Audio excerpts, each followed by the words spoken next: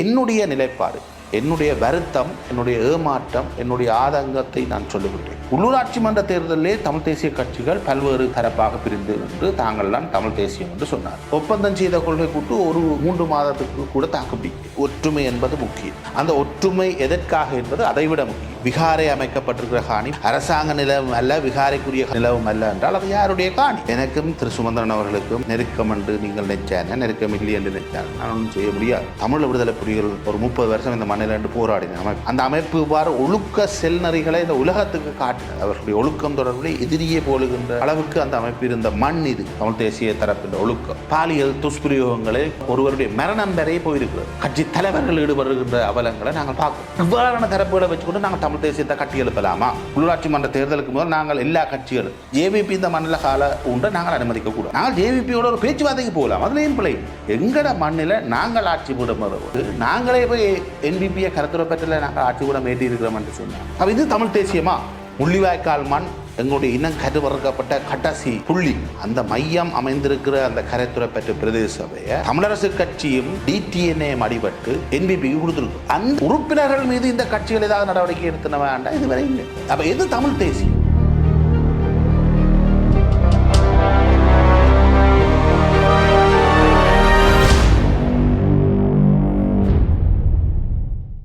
இந்த புத்தாண்டிலாவது தமிழ் மக்களின் அரசியல் பொருளாதார பிரச்சனைகளுக்கு தீர்வு கிடைக்கும் என்று தமிழ் மக்கள் கூட்டணி நம்புகின்றதா?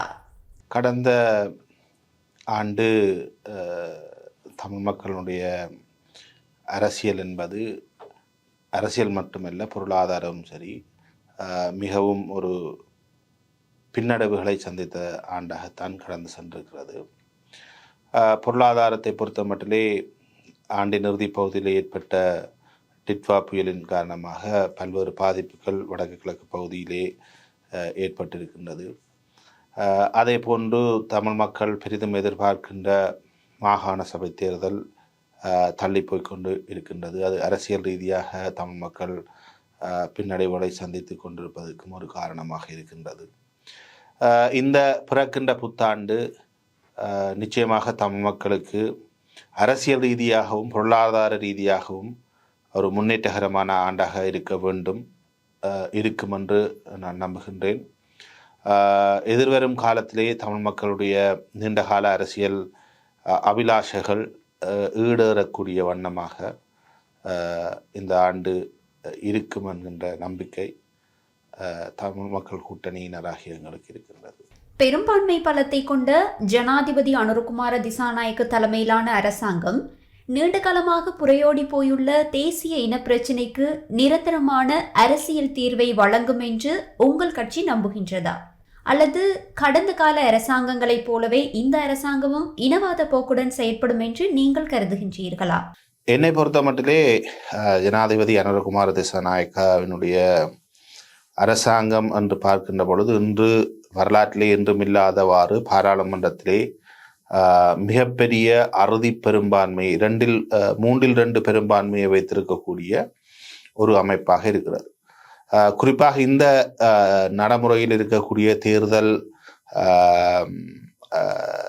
பொறிமுறைகளுக்கு கீழே 3/2 பெரும்பான்மையை ஒரு கட்சியாக பெற்றுக்கொண்ட சந்தர்ப்பம் இதுதான் முதல் தடவையாக இருக்கிறது. முன்னைய காலங்களிலே 3/2 பெரும்பான்மை ராஜபக்சர்கள் எடுத்துக்கின்ற பொழுதிலும் அவர்கள் பல்வேறு சிறுபான்மை கட்சிகளினுடைய ஆதரவுகளையும் பெற்றுத்தான் இந்த 3/2 பெரும்பான்மையை பெற்றிருந்தார்கள். ஆனால் என்பிபி என்கின்ற ஒரு அமைப்பு தனித்தே 159 ஆசனங்களை பாராளுமன்றத்தில் கொண்டிருப்பது என்பது எத்தகைய அரசியலமைப்பு மாற்றங்களையும் சர்வசாதாரணமாக நிறைவேற்றக்கூடிய பெரும்பான்மை பலத்தை கொண்டிருக்கிறது.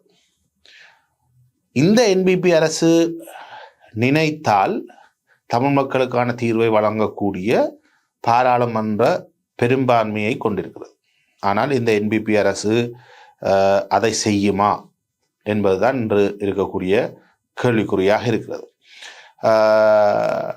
என்பிபியினுடைய கடந்த காலம் அது ஜேவிபி என்கின்ற ஒரு முகத்தை மூடி என்பிபியாக இன்று காட்சி தருகின்றது. அந்த ஜேவிபி என்கின்ற அமைப்பினுடைய கடந்த காலம் மிக கொடூரமானது. மிகுந்த இனவாதத்தை கக்குகின்ற ஒரு அமைப்பாகத்தான் ஜேவிபி தன்னை கடந்த பல தசாப்தங்களாக வெளிக்காட்டியிருந்த ஒரு அமைப்பு இன்று தன்னை இந்த நாட்டினுடைய மீட்பராக காண்பிக்கின்றது. தங்களுடைய அமைப்பு ஒருபோதும் இனவாதமாக செயற்படாது என்கின்ற கருத்தை சொல்லிக் கொண்டிருக்கிறது. அவ்வாறாக இருந்தால் நிச்சயமாக அவர்கள் பழைய ஜேவிபி இல்லை என்று அவர்கள் நிரூபிக்க வேண்டுமாக இருந்தால் அவர்களுக்கு இருக்கக்கூடிய அந்த பெரும்பான்மை பலத்தை பயன்படுத்தி நீண்ட காலமாக புரையோடி போயிருக்கக்கூடிய இந்த தமிழ் மக்களுடைய இனப்பிரச்சினைக்கு ஒரு தமிழ் மக்களுக்கு ஒரு கௌரவமான சமஷ்டி முறையிலான சுயநிர்ணய உரிமையை ஏற்கக்கூடிய ஒரு அரசியலமைப்பு சீர்திருத்தத்தை அவர்கள் செய்ய முடியும். அதுக்கான பலம் பாராளுமன்றத்தில் அவர்களுக்கு தனித்தே இருக்கிறது. ஆனால் இதிலே அவர்களுடைய போக்கிலே நாங்கள் பார்க்கின்ற ஏமாற்றம் என்னவென்றால், ஆக குறைந்தது மாகாண சபை தேர்தலை கூட நடத்துவதிலே அவர்கள் தயக்கம் காட்டுகிறார்கள் அல்லது விரும்புகிறார்கள் இல்லை. உண்மையிலே இந்த நாடாளுமன்ற தேர்தல் மாகாண சபை தேர்தல் நடக்குமாக இருந்தால் வடக்கு கிழக்கிலே சொல்ல முடியாவிட்டாலும் தெற்கிலே இருக்கக்கூடிய 7 மாகாண சபைகளையும் கைப்பற்றக்கூடிய பலம் இன்றும் மக்கள் ஆதரவு நான் நினைக்கின்ற ஜேவிபி இருக்கிறது. ஆனால் ஜேவிபி என்கின்ற அந்த என்பிபி இன்று மாகாண சபை தேர்தலை நடத்த பின்னடிப்பதற்காக இருக்கக்கூடிய ஒரே ஒரு காரணம் அவர்களுடைய அந்த இனவாத போக்காகத்தான் நான் பார்க்கின்றேன். அவர்கள் அந்த இனவாத முகமூடியை அல்லது இனவாத மனநிலையிலிருந்து வெளிவருவதை அவர்கள் தவிர்த்து கொண்டே இருக்கிறார்கள். அதை பல்வேறு விடயங்களிலே அவர்களுடைய இந்த இனவாத போக்கும் பார்க்கக்கூடியதாக இருக்கிறது. அண்மையிலே கூட நாங்கள் பத்திரிகைகளே பார்க்கக்கூடிய செய்திகள் பல இருக்கின்றன. குறிப்பாக வடக்கிலே காங்கேசந்துறை துறைமுகத்தை அபிவிருத்தி செய்வதாக இருக்கட்டும், பராலி விமான தளத்தை சர்வதேச தரத்துக்கு உயர்த்துவதாக இருக்கட்டும், அவர்கள் அதிலிருந்து பின்வாங்குகின்ற செயற்பாடு ஒரு இனவாத அடிப்படையிலானது என்றே தமிழ் மக்களால் பார்க்கப்படுகிறது.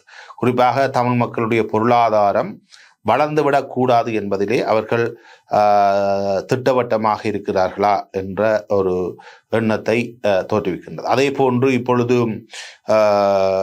மீண்டும் முன்னர் போன்ற இந்த மகாவலி திட்டத்தை கொண்டு வருவது போன்ற ஒரு முனைப்பை இப்பொழுது அமைச்சரவையிலே அவர்கள் தீர்மானமாக நிறைவேற்றி இருக்கின்றார்கள். அதனூடாக பெரும் அளவிலான சிங்கள குடியேற்றங்களை அவர்கள் செய்ய போகின்றார்களா என்கின்ற ஒரு பாரிய சந்தேகமும் தமிழ் மக்களுக்கு இப்பொழுது தோற்றுவிக்கப்பட்டிருக்கிறது. ஆகவே ஜேவிபியினுடைய நடவடிக்கைகள் அவர்களுக்கு சட்ட ரீதியாக பாராளுமன்றத்திலே எத்தகைய தாக்கத்தையும் ஏற்படுத்தக்கூடிய பலம் இருக்கின்ற பொழுதிலும் அவர்கள் தமிழ் மக்களுக்கு சார்பாக அல்லது நீடித்து புரையோடி போயிருக்கின்ற இந்த இனப்பிரச்சனையை தீர்க்கின்ற விதமாக செயற்படுவார்கள் என்ற நம்பிக்கை எனக்கு இதுவரை ஏற்படவில்லை. தற்போது ஆட்சியில் இருக்கின்ற ஜேவிபி ஓர் இனவாத கட்சி என்று நீங்கள் கூறுகின்றீர்கள்.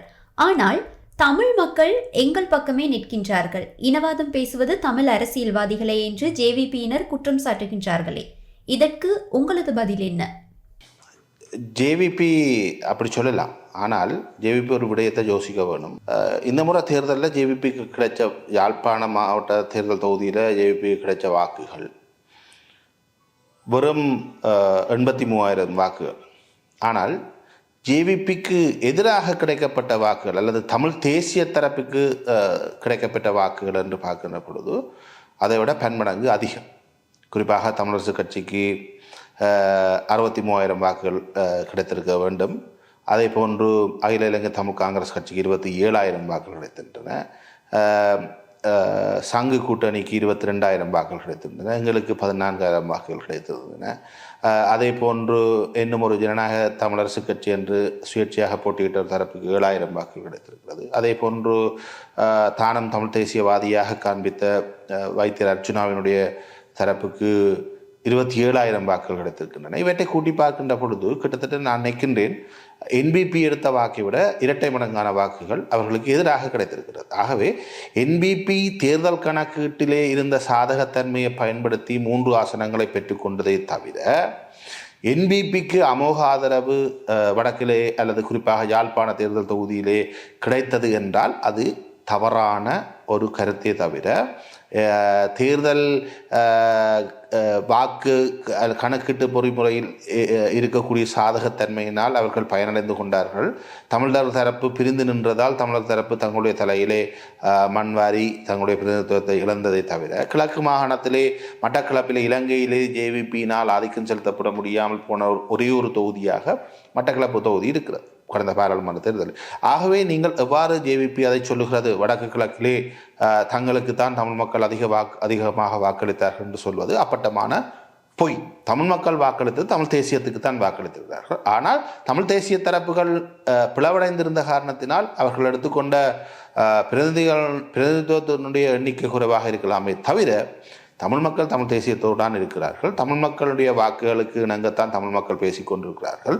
இன்று கூட தையிட்டியிலே தமிழ் மக்களுடைய காணியை ஆக்கிரமித்து விகாரை கட்டப்பட்டிருக்கின்ற இடத்திலே குறைந்தது விகாரையினுடைய பயன்பாட்டுக்கு இல்லாத காணிகளையாவது விடுவிக்க முடியுமா என்று அண்மையில் நடந்த கூட்டத்திலே அதையும் விடுவிக்க முடியாது என்றுதான் தீர்மானம் நிறைவேற்றப்பட்டிருப்பதாக செய்திகள் வெளிவந்திருக்கிறது.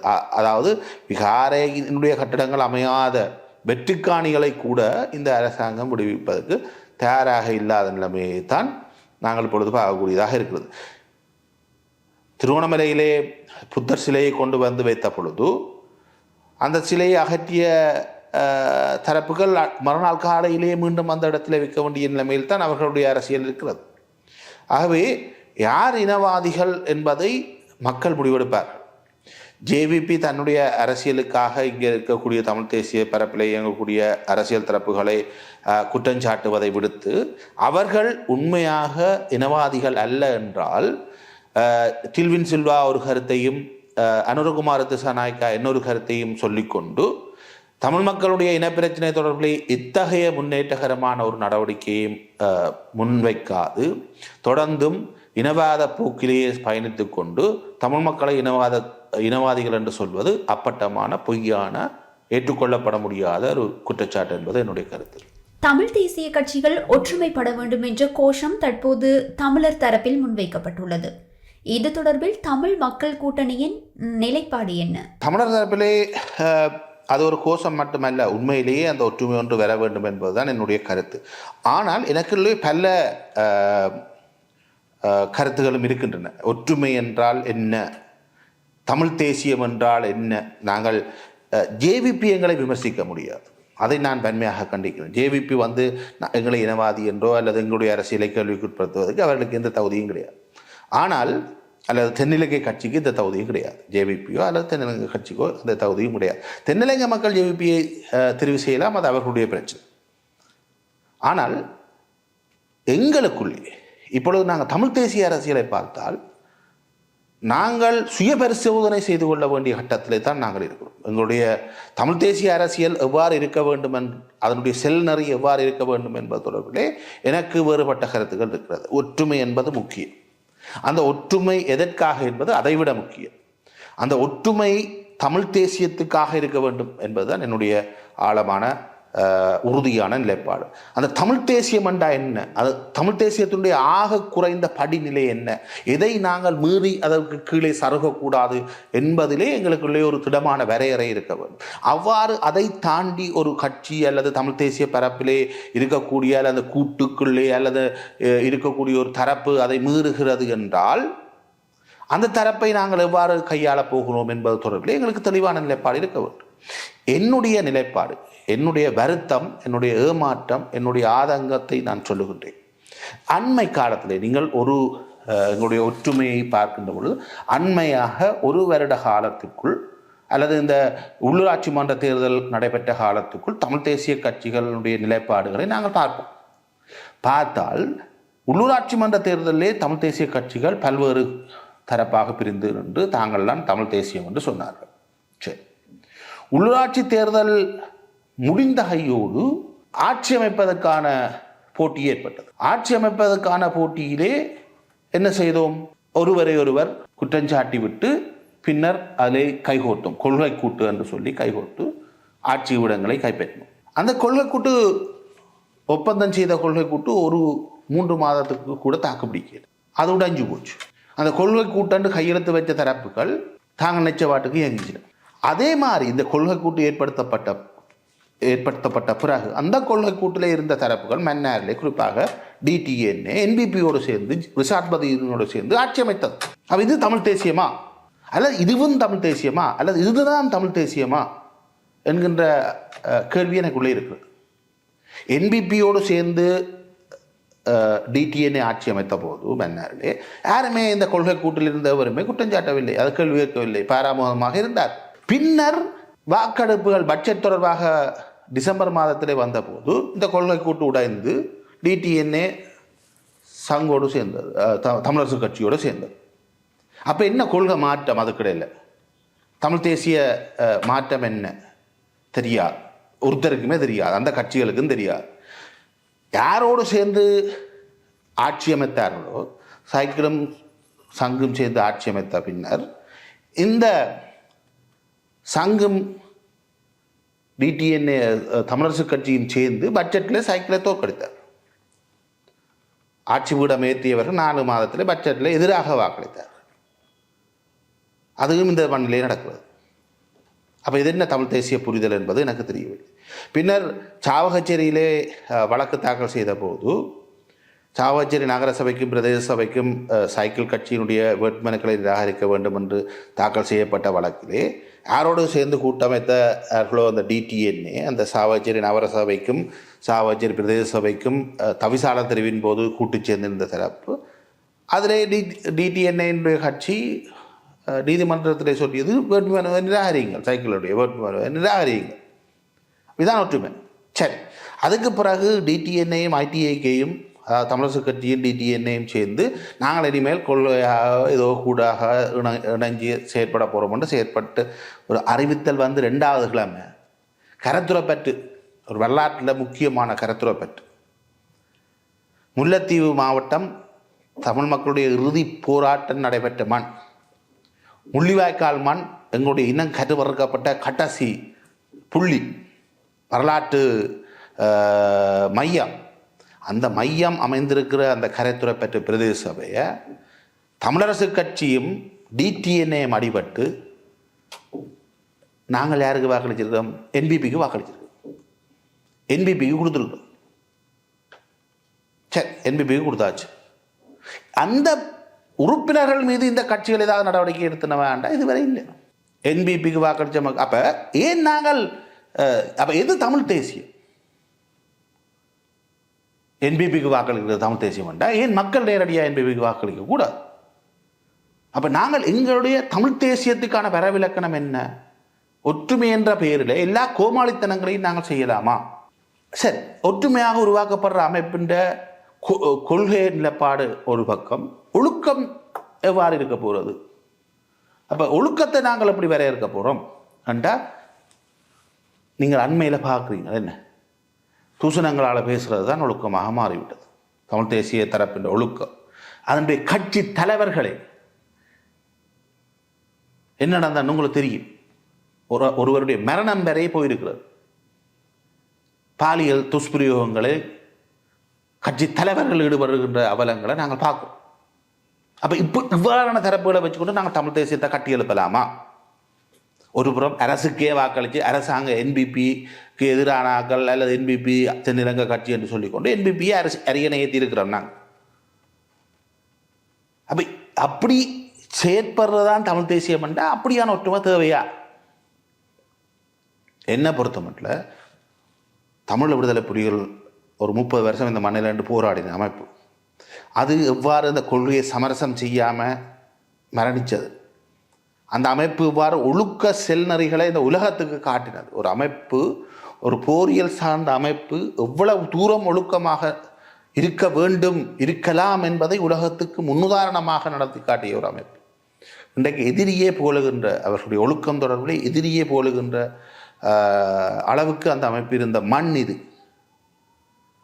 அந்த மண்ணிலே தூஷணங்களாலும் மது போதையிலே தொலைபேசியிலே பேசுவதும், மாறி மாறி பேசுவதும், நிலத்திலே விழுந்து கிடப்பதும், பெண்களுக்காக கொலைகளை செய்வது அல்லது கொலைகளுக்கு தூண்டுவது அல்லது தற்கொலைக்கு தூண்டுவது போன்ற அவலங்களை புரிகின்ற தலைவர்களை இந்த மண் பெற்றெடுத்ததாக இவர் இன்று மாறியிருக்கிறது. இவர்கள் தண்டனை விலக்களிக்கப்பட்டவர்களாக சுதந்திரமாக எந்த விசாரணைகளும் இன்றி திரிகின்றார்கள். ஆகவே இவ்வாறான ஒற்றுமை தேவையா என்றால் என்னை பொறுத்தமட்டில் அது தேவை அல்ல. தமிழ் தேசிய கட்சிகளின் ஒற்றுமைக்கான பயணத்துக்கு தமிழ் மக்கள் கூட்டணிக்கு ஏனைய கட்சிகளிடமிருந்து அழைப்பு வரவில்லையா? இதுவரை எங்களிடம் இதுவரை அவ்வாறான ஒற்றுமைக்கான எந்த ஒரு அழைப்பும் விடுக்கப்படவில்லை. அவ்வாறு ஒற்றுமைக்கான அழைப்பு விடுக்கப்பட்டால் என்னை பொறுத்த மட்டும் ஒற்றுமை இருக்க வேண்டும், அசைக்க முடியாத ஒற்றுமை இருக்க வேண்டும். அது எவ்வாறு இருக்க வேண்டும் என்று நான் எதிர்பார்க்கின்றேன் என்றால், மிகவும் கொள்கையில் தமிழ் தேசிய கொள்கையிலே பற்றுறுதி கொண்டு அடிப்படை வரவு இலக்கணத்தை நாங்கள் வரையறுக்க வேண்டும். அதற்கு பிறகு கட்சி அடையாளங்களை துறந்து ஒரு அணியாக எவ்வாறு TULFN என்ற அமைப்பு 76 உதயமாகியதோ அவ்வாறு ஒரு ஒற்றுமையான ஒரு கட்சியை உருவாக்குவதற்கு இந்த தலைவர்கள் தயாரா என்றால் என்னை பொறுத்தமட்டிலே தயாரில்லை. அவர்கள் இன்று தங்களுடைய தேர்தல் வெற்றிகளுக்கான கணக்கீடுகளாகத்தான் மாயைகளாகத்தான் இந்த ஒற்றுமையை பயன்படுத்த முனைகிறார்களே தவிர உண்மையாக தமிழ் தேசியத்தை வென்றெடுப்பதற்காக தமிழ் மக்களுடைய பொருளாதாரத்தை கட்டியெழுப்புவதற்காக இந்த அரசியல் ஒற்றுமை வர வேண்டும் என்பதுதான் என்னுடைய கருத்து. அந்த ஒற்றுமையாக ஒரு அமைப்பாக உருவாக்கப்படக்கூடிய அந்த ஒரு அணி ஆக குறைந்த தமிழ் தேசிய நிலைப்பாடு என்ன என்பதை வரையறுத்து அதை மீறுகின்ற தரப்புகளை உடனடியாக அமைப்பிலிருந்து வெளியேற்றி ஒழுக்க செல்நறைகளை உருவாக்கி அந்த ஒழுக்க கட்டுப்பாடுகளை மீறுகின்றவர்களுக்கு உடனடியாக அந்த அமைப்பிலே இடமளிக்காத நிலைமையை ஏற்படுத்தி அல்லது அந்த அமைய போன்ற அந்த ஒற்றுமையான அமைப்பிலே இவ்வாறு ஒழுக்கம் தொடர்பிலே கேள்விக்குட்படுத்தப்படுகின்ற நபர்களை விலக்கிவிட்டு நாங்கள் ஒரு ஒழுக்கம் மிக்க தமிழ் தேசியத்தின் மீது பற்றுறுதி கொண்ட ஒரு அணியை உருவாக்க வேண்டும். அதுக்கு என்னுடைய முழுமையான ஆதரவு எப்பொழுதும் இருக்கும். அதை விடுத்து வெறுமனே தேர்தல் கணக்குகளை வைத்து தேர்தலிலே பதவிகளை சுவீகரிப்பதற்காக ஒரு கோமாளித்தனமான கொள்கையும் இல்லாத கோட்பாடும் இல்லாத இன்றைக்கு ஒரு கூட்டு நாளைக்கு ஒரு கூட்டு இன்றைக்கு ஒரு கொள்கை நாளைக்கு ஒரு கொள்கை நாங்கள் NDPயோடையும் சேருவோம் JVPயோடையும் சேருவோம் சஜித் பிரேமதாசோடையும் சேருவோம் அதுதான் தமிழ் தேசியம் தமிழ் கதைச்சாலை தமிழ் தேசியம் நேற்று வர எங்களுக்கு எதிராக இருந்த தரப்புகள் எங்களுக்கு எதிராக இயங்கி கொண்டிருந்த தரப்புகளை இன்றைக்கு தமிழ் தேசியம் என்று சேர்த்து வச்சிருக்கிறோம். சரிதான். அப்போ அப்படியான கோமாளி கூத்துகளை நாங்கள் தமிழ் தேசியம் என்று ஏற்றுக்கொள்வதா அல்லது ஒற்றுமை என்று ஏற்றுக்கொள்வதா என்பது தொடர்பில் ஒரு மிக சீரியஸான கேள்வி எனக்குள்ளே இருக்கிறது. ஏனைய கட்சிகளை விமர்சிக்கும் நீங்கள் நல்லூர் பிரதேச சபையில் ஆட்சி அமைக்க இலங்கை தமிழரசு கட்சியுடன் உடன்படிக்கை செய்துள்ளீர்களே, இந்த முடிவுக்கான காரணம் என்ன? நான் சொல்லுவது தமிழ் கட்சிகளுக்குள்ளே நீங்கள் உடன்பாட்டுக்கு போங்க. JVPயை ஆட்சி விடத்துக்கு ஏற்றுறீங்கள் என்று சொன்னால் அதுதானே எங்களுடைய அரசியல் செல்நறையாக இருந்தது. எங்களுடைய மண்ணை தென்னிலங்கையில் இருக்கக்கூடிய ஒரு கட்சிக்கு நாங்கள் தாரவாக்குறோம். இது இல்லையே தமிழ் தேசியம். நான் சொன்ன தமிழ் தேசியத்திலே கட்சிகள் ஒற்றுமைப்பட வேணும், அதில் பிரச்சனை இல்லை. அதுக்கு ஒரு ஒழுக்க கட்டுப்பாடை வைக்க வேணும், அதுக்கு ஒரு ஆக குறைந்த தமிழ் தேசிய வரையறையை வைத்திருக்க வேணும்னு தான் சொன்னானே தவிர நான் தமிழரசு கட்சியோட சேர்ந்ததில் என்ன பிள்ளை இருக்கிறது இல்லை. நாங்கள் கூட்டுக்கு வருவதற்கு தயாராக இருக்கிறோம். நாங்கள் ஒற்றுமையை நிராகரிப்பவர்கள் அல்ல. அதே வேளையிலே இந்த ஒற்றுமையான ஒரு அமைப்பின் உருவாக்கம் என்பது எவ்வாறு இருக்க வேண்டும் என்கின்ற ஒரு விடயத்திலே எனக்கு ஆழ்ந்த கரிசனை இருக்கிறது. நாளைக்கு நாங்கள் சேர்றோம், நாளன்றைக்கு அதில் இருக்கிற ஒரு தரப்பு போய் கேவலமான வேலை செய்யுதுண்டா அந்த தரப்பு தொடர்பில் எங்களை நிலைப்பாடு என்னவா இருக்க போகுது? நீ உதாரணத்துக்கு நாங்கள் சொல்கிறேன், சைக்கிளும் சங்கும் கொள்கை கூட்டண்டு வச்சுட்டு சங்கு மன்னாரில் NBPயோட ஆட்சி விட ஏறுது. NBPயினுடைய ஒருவரை மாந்த கிழக்கு மாந்த மேற்கு பிரதேச சபைக்கு உபதவிசாளர் ஆக்குது. மன்னார் பிரதேச சபையை ரிஷாட் பதிக்கு தாரவாக்குது. அப்போ இது கூட்டம் என்ன? அப்போ நாங்களே மக்கள்கிட்ட சொல்ல போகிறோமே நீங்கள் JVPக்கு வாக்களிக்காதன்றே நாங்கள் சொன்னாங்க. தேர்தல் கால பரப்புரையை நீங்கள் யோசிக்கணும். உள்ளூராட்சி மன்ற தேர்தலுக்கு முதல் நாங்கள் எல்லா கட்சிகளும் சைக்கிளும் சரி சங்கும் சரி தமிழரசு கட்சியும் சரி நாங்களும் சரி JVP இந்த மண்டல கால உண்டை நாங்கள் அனுமதிக்கக்கூடாது. தென்னிலங்கை மக்கள் JVPக்கு வாக்களிக்கலாம். நாங்கள் JVPயோட ஒரு பேச்சுவார்த்தைக்கு போகலாம், அதில் ஏன் பிள்ளை எங்கட மண்ணில் நாங்கள் ஆட்சி போட மறுவோம். தமிழ் மக்கள் தமிழ் தேசியத்தை விட்டு விலகக்கூடாது, தமிழ் தேசிய சக்திகள் தமிழர் தாயகத்தில் நிலைபெற வேணும் என்று தான் நாங்கள் கேட்ட பிறகு நாங்களே போய் என்பிபியை கருத்துரைப்பற்றில் நாங்கள் ஆட்சி கூட மேட்டி இருக்கிறோம் என்று சொன்னால் அது என்ன அர்த்தம்? நான் தமிழ் மக்களை போய் காட்ட இல்லையா? சரி, கட்சியின் தலைமையின் கட்டுப்பாட்டை மீறித்தான் அதுகள் நடந்திருந்தால் அந்த உறுப்பினர்கள் இன்றைய கட்சியில் இருந்திருக்கக்கூடாது. அந்த உறுப்பினர்கள் மீது கட்சி நடவடிக்கை எடுத்திருக்க போகும். ஆனால் இன்றைய வரை நடவடிக்கை எடுக்கப்படவில்லை. அப்படி என்றால் கட்சியின் தலைமைக்கும் அதுக்கும் தொடர்பு இருக்கிறதா? தலைமையின் விருப்பத்தோடு தான் இது நடைபெற்றதா? என்பிபிக்கு வாக்களிக்கப்பட்டதா என்பது தொடர்பில் சரியான ஐயங்கள் ஏற்படுவதற்கான வாய்ப்புகள் இருக்குது. ஆகவே இந்த இடத்துல தான் நான் சொல்லுகிறேன், மக்கள் எங்களை மீது, அதாவது தமிழ் தேசிய பரப்பில் இயங்கக்கூடிய கட்சிகள் மீது நம்பிக்கை இழக்கிறார்கள் என்றால் அதுக்கு ஜேவிபி காரணம் இல்லை, அதில் மக்கள் அறியாமையும் காரணம் இல்லை. எங்களோட தலைமைகள் தமிழ் தேசிய பரப்பில் இயக்கிறோம் என்று சொல்லுகின்ற கட்சிகளின் தலைமைகள் எடுக்கிற முடிவுகள் தான் காரணம், எங்களோட நடவடிக்கைகள் தான் காரணம். ஆகவே தான் நான் திருப்பி சொல்கிறது, கட்டாயம் ஒற்றுமை வேணும். அந்த ஒற்றுமை என்றால் ஒரு இறுக்கமான கட்டுக்கோப்பான தமிழ் தேசியத்தை ஆழமாக முன்னெடுத்து செல்லக்கூடிய ஒரு அமைப்பு வேணும். அந்த அமைப்புக்கென்று ஒரு இறுக்கமான யாப்பு, ஒரு இறுக்கமான கொள்கை நடைமுறை நாங்கள் வகுக்க வேணும். அந்த கொள்கை நடைமுறையை மீறவர் எவர் என்றாலும் தூக்கி எறியப்படும். இவ்வாறான ஒரு ஒற்றுமைக்கு நாங்கள் தயார். இலங்கை தமிழரசு கட்சியின் பொதுச் செயலாளர் சுமந்திரனுடன் நீங்கள் நெருக்கமான தொடர்பை பேணி வருகின்றீர்கள். எதிர்வரும் காலங்களில் தமிழரசு கட்சியுடன் இணைந்து செயற்படவோ அல்லது தேர்தல்களில் இணைந்து போட்டியிடவோ சாத்தியமுள்ளதா? எனக்கும் திரு சுமந்திரன் அவர்களுக்கும் நெருக்கம் என்று நீங்கள் நினைச்சான, நெருக்கம் இல்லை என்று நினைச்சான நான் ஒன்றும் செய்ய முடியாது. ஆனால் ஒரு சட்டத்தரணியாக நான் மதிக்கிற ஒரு சட்டத்தரணி திரு சுமந்திரன் அவர்கள், அவர்களோட கட்சியினுடைய செயலாளராக இருக்கிறார், நாங்கள் இன்னொரு கட்சியினுடைய உறுப்பினர்களாக இருக்கின்றோம். அதை தாண்டி ஒரு சட்டத்தரணி நண்பர்களாக எங்களுக்குள் தொடர்பு இருக்கிறது, உறவு இருக்கிறது.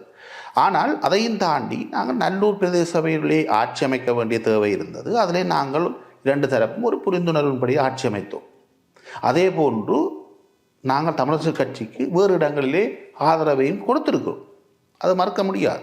அதே நேரம் நாங்கள் தமிழரசு கட்சியோடு இன்னும் தேர்தல் களங்களிலே சந்திப்பதற்கு, ஒற்றுமையாக இணைந்து போட்டியிடுவதற்கு என்னை பொறுத்தமட்டில் இன்று வரை எத்தகைய தடையும் கிடையாது. நாங்கள் இணைந்து போட்டியிடுவதற்கு எந்த பிரச்சனையும் கிடையாது. ஆனால் தமிழரசு கட்சி வெறுமனே தேர்தலை மையப்படுத்தி நகராமல் ஒரு கொள்கையாக, ஒரு ஒற்றுமையாக ஒரு கொள்கையை முன்னிலைப்படுத்தி, ஒரு ஒழுக்க செல்நெறிகளை முன்னிலைப்படுத்தி ஒரு அணிதிரட்டலை செய்யுமாக இருந்தால் நாங்கள் தமிழரசு கட்சியோடு சேர்ந்து பயணிப்பதில் எந்த தடையும் இருக்க போகுது. ஒரு காலத்தில் உங்களை இந்தியாவின் முகவர் என விமர்சித்த தமிழ் தேசிய மக்கள் முன்னணியினர் தற்போது இந்தியாவுக்கு சென்று மத்திய அரசாங்கத்தின் பிரதிநிதிகளையும் தமிழக அரசாங்கத்தின் முக்கியஸ்தர்களையும் சந்தித்து வருகின்றார்களே, இதை நீங்கள் எவ்வாறு பார்க்கின்றீர்கள்? என் மீதான குற்றச்சாட்டுகள் எல்லாமே ஒரு பொய்யான குற்றச்சாட்டுகளாக இருந்தது என்பது உங்கள் எல்லோருக்கும் தெரியும். அது அவர்களுக்கும் தெரியும் தாங்கள் சொல்வது பொய் என்று. ஆனால் அந்த நேரத்திலே கட்சிக்குள்ளே இருந்த முரண்பாடுகளை கையாள்வதற்காக பாவிக்கப்பட்ட உத்தி தான் அந்த என்னை இந்தியாவினுடைய அல்லது கேட்கிறாள் எப்படி சொன்னால் நம்புவாரோ அந்த விதங்கள் எல்லாம் அவர்கள் அந்த நேரம் கதைகளை சொல்லி. ஆனால் கடந்த காலங்களிலே இவர்கள் எதற்கெடுத்தாலும் இந்தியா என்று இந்தியாவுக்கு எதிரான மனநிலையில் இருந்தது தான் என்னை பொறுத்தமட்டிலே ஒரு தவறான அணுகுமுறையாக இருந்ததை தவிர, இன்று தமிழக தலைவர்களோடு அல்லது இந்தியாவுடைய மத்தியில் ஆட்சி செய்கின்ற தலைவர்களோடு தமிழ் மக்களுடைய பிரச்சனை தொடர்பாக பேசுவது தவறான ஒரு விடயமாக நான் பார்க்கவில்லை. அது கட்டாயமாக பேசப்பட வேண்டும். ஏனென்றால் ஒரு பிராந்திய வல்லரசு என்று பார்த்தால் அது இந்தியாவை தாண்டி தமிழ் மக்களுடைய நலன்களை நாங்கள் முன்னெடுப்பது என்பது இந்தியாவுக்கு பாரிய நெருக்கடிகளை ஏற்படுத்தக்கூடிய ஒரு விடயம் என்பதும் எல்லோருக்கும் தெரிந்திருக்கக்கூடிய ஒரு விடயம். இந்தியா தன்னுடைய தேசிய பாதுகாப்பு தொடர்பிலே மிகுந்த அக்கறையாக இருக்கின்ற ஒரு நாடு, ஒரு வல்லரசாக வருகின்ற துடிக்கின்ற ஆகின்ற கனவிலே இருக்கக்கூடிய ஒரு நாடு.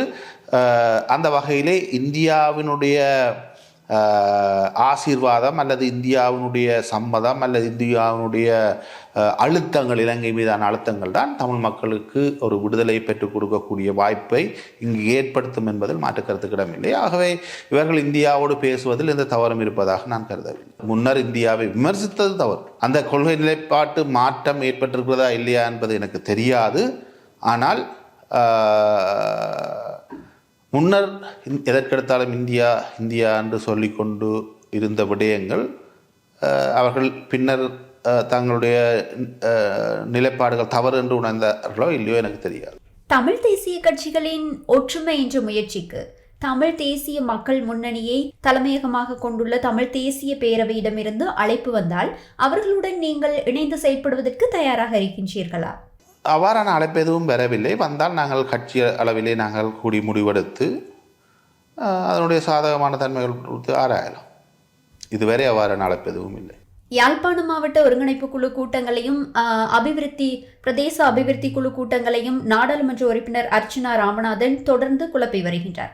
ஆனால் அந்த கூட்டங்களை தலைமை தாங்கும் NPP அரசாங்க உறுப்பினர்கள் அமைதி காக்கின்றார்களே. இதுவரை அர்ச்சுனா எம்பிக்கு எதிராக எந்த நடவடிக்கையும் எடுக்கப்படாததன் பின்னணியில் அரசாங்கத்தின் ஆதரவு உள்ளதா? அதான் மக்களுக்குள்ளே பலத்த சந்தேகம் இருக்கிறது. ராமநாதன் அர்ச்சுனாவினுடைய செயற்பாடுகளுக்கும் அரசாங்கத்துக்கும் இடையில் நெருக்கமான மறைமுகமான தொடர்புகள் ஏதேனும் இருக்கிறதா என்கின்ற சந்தேகங்கள் நீண்ட காலமாக தமிழ் மக்களுக்குள்ளே இப்பொழுது ஏற்பட்டு வருகின்றது. அண்மையிலே அவர் தையிட்டி விகாரை தொடர்பாக தெரிவித்திருக்கிற கருத்துக்கள் கூட அரசாங்கத்தை பாதுகாக்கின்ற விதமாகத்தான் அவருடைய கருத்துக்கள் இருக்கிறது. சில வழிகளிலே பாராளுமன்றத்திலே இப்பொழுதும் அர்ச்சுனாவை பார்த்தீர்களாக இருந்தால் தன்னை முன்னிலைப்படுத்தி தன்னை ஒரு பேசுபொருளாக வைத்திருப்பதற்காக எதை வேண்டுமானாலும் கதைக்கலாம், எதை வேண்டுமானாலும் செய்யலாம், எத்தகைய குளறுபடிகளையும் எத்தகைய குழப்பங்களையும் ஏற்படுத்தினாலும் தன்னுடைய பெயர் முன்னிலைப்படுத்தப்படுவதைத்தான் அவர் விரும்பி செய்கின்றாரே தவிர தமிழ் மக்களுக்கு ஒரு ஆக்கபூர்வமான நடவடிக்கைகளை அவர் முன்னெடுப்பதாக எனக்கு அவருடைய செயற்பாடுகளிலே தெரியவில்லை.